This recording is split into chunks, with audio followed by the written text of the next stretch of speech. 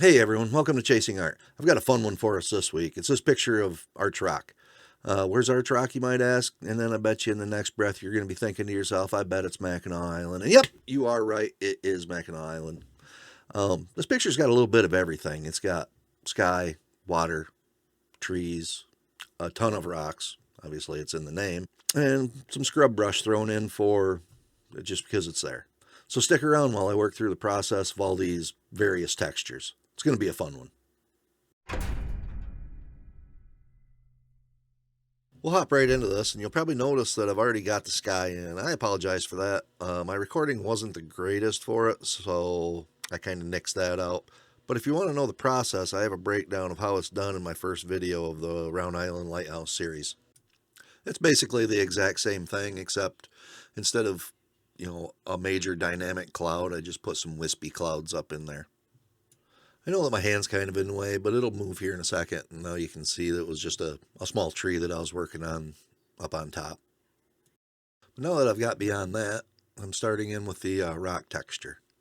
And how I was able to do this, I looked real close at the reference photo, and I could see that there was a lot of angular shape to the rock. So that's what I was trying to mimic.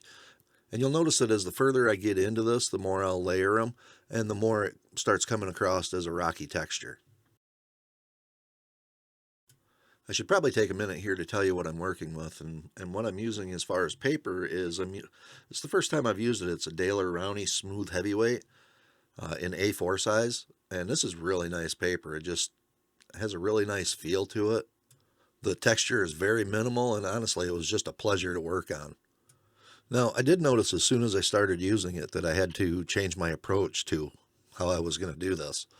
And I had to go in with a lot lighter touch because the paper actually seems to take graphite super good.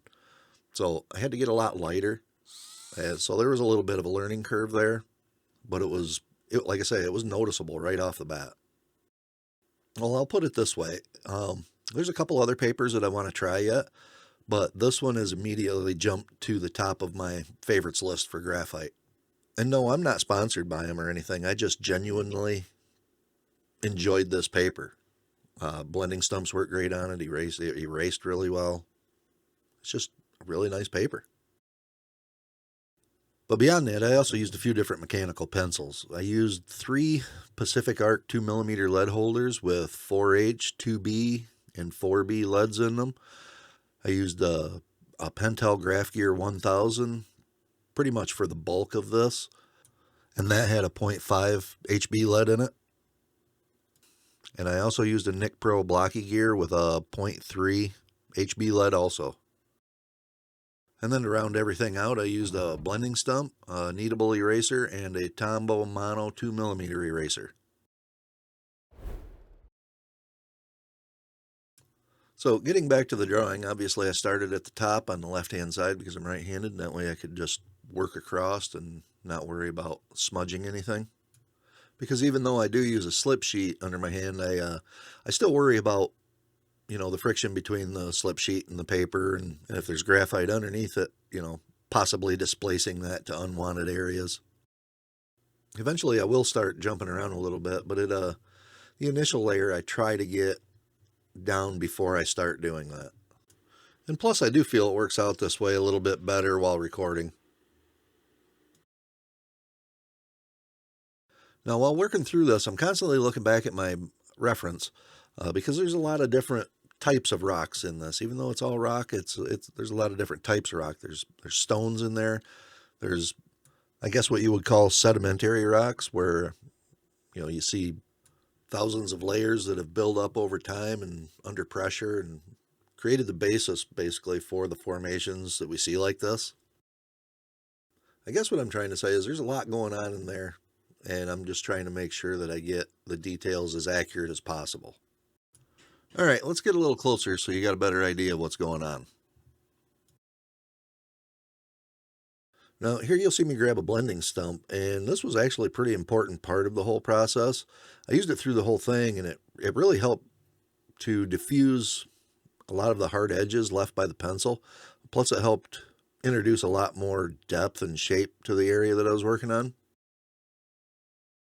And I used it just like I used my pencil. I used it to create a lot of random angular shapes. And sometimes I might blend across the line, or sometimes I might blend with the line. It just kind of depended on how I felt at that particular moment or how I was reading the reference.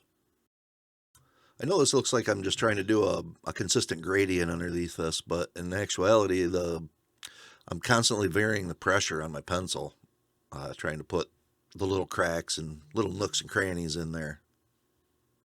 Now, moving back up, this is where I start layering a little bit, and I'm not putting a lot of pressure on the pencil, and I do believe I'm using a 2B at this point, but I'm lightly going over everything again, just to try to give a little bit more shape, a little bit more shadow, a little bit more contrast to give the appearance of that rock rolling under.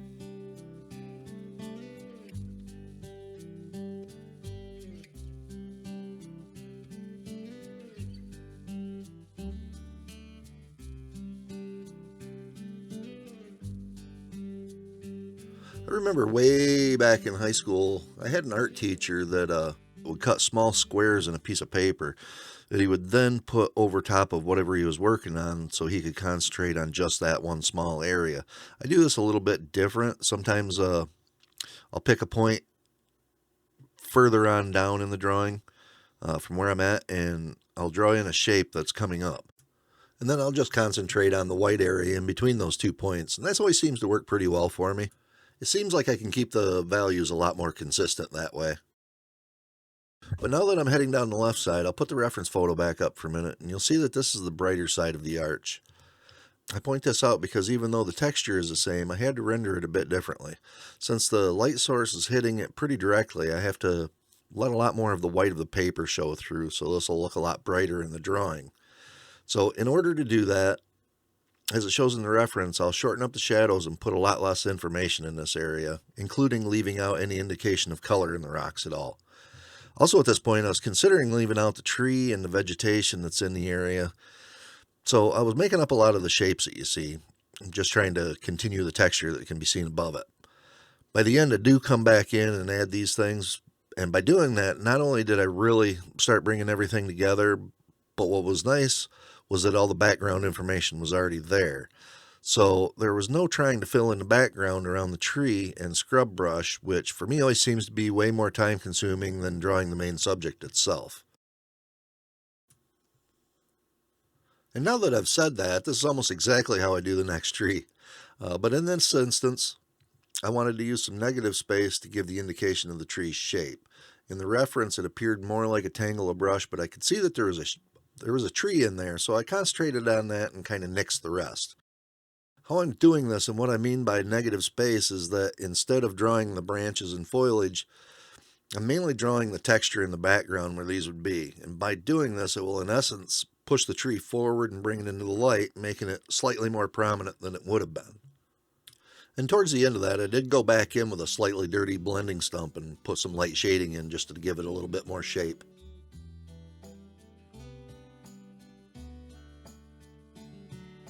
And again, this is me defining some edges out a little further than where I'm currently at, and then concentrating on the white areas in between.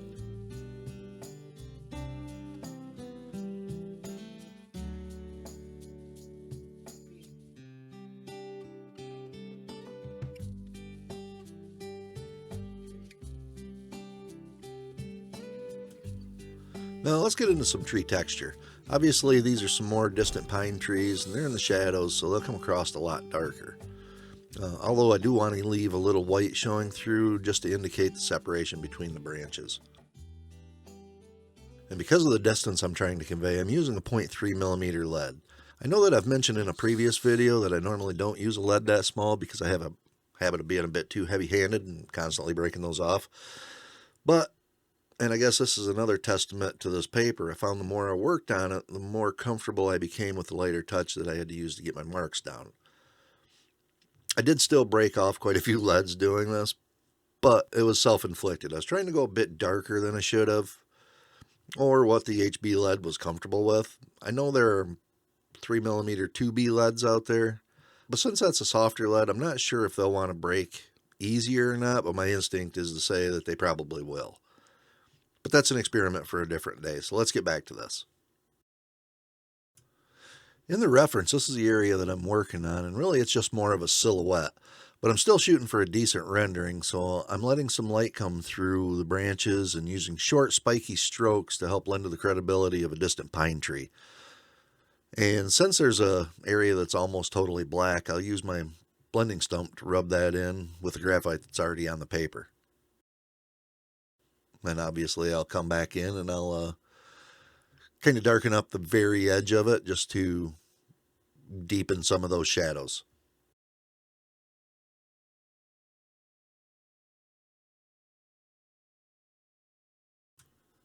Moving on to the water, and this is just a short clip of it. I'll end up coming back in later on and adding to it. But I did it the same way that I do the sky. I use a paintbrush and graphite for my sharpener and just started laying down an indication of the water and some of the variations that come with trying to render water. But I wanted to get a base layer down because of the amount of vegetation that's on this side that juts out into this area. That way I can just draw the trees and branches over the top of this and not have to worry about filling it in later on. Because if I were to try to do this in reverse, putting the trees in first and then following it up with a paintbrush, I would lose a lot of the sharp edges and detail that I'm trying to keep.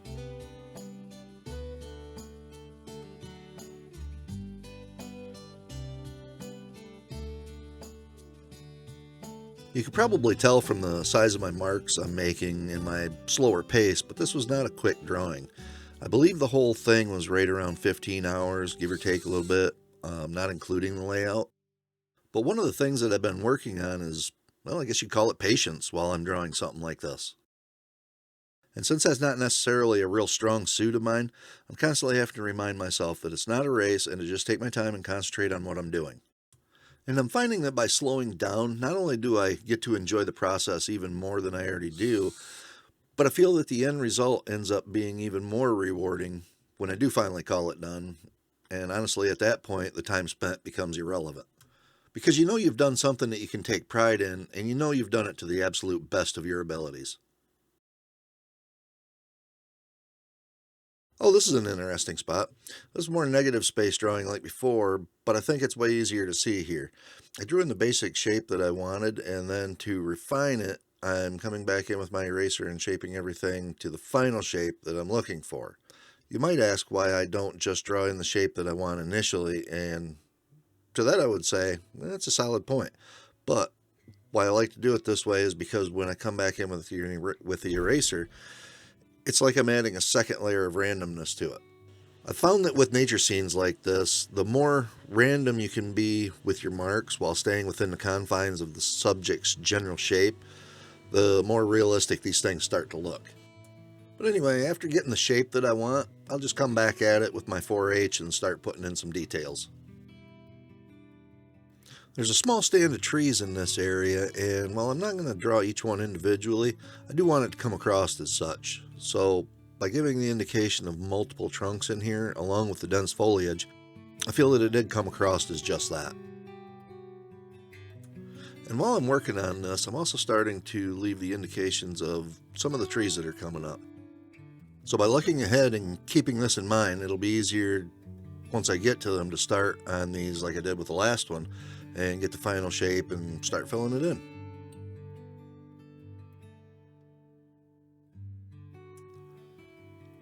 The purpose for doing it this way is because these trees are being hit a lot more directly by the sun, so they're a lot lighter, as you can see in the reference here.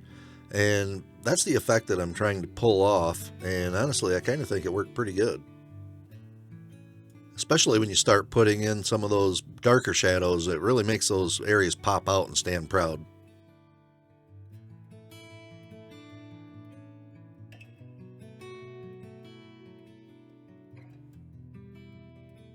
And finally, we're almost done with the initial layer. Now I'll start going back over it and work on bringing some of the highlights out a little bit more while trying to decide what to do about the tree that I left out earlier. Alright, decisions were made and in goes the tree. But it wasn't just that. There was also a lot of scrub brush around it, and honestly, this area really needed it to start bringing everything together.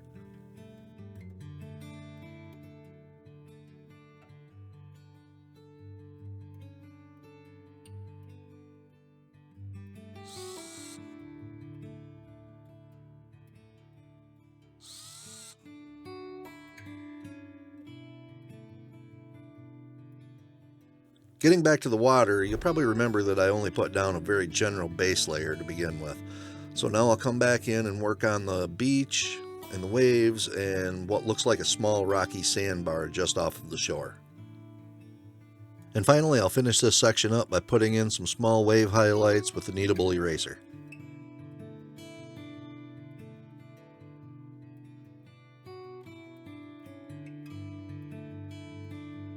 And now I'll go over the whole thing one last time and hit just the darkest areas with a 4B pencil, just to push some of those values back some more, kind of help balance it out and give everything a little bit more depth. And just like that, it's done. So let's pull the tape off and see what we have.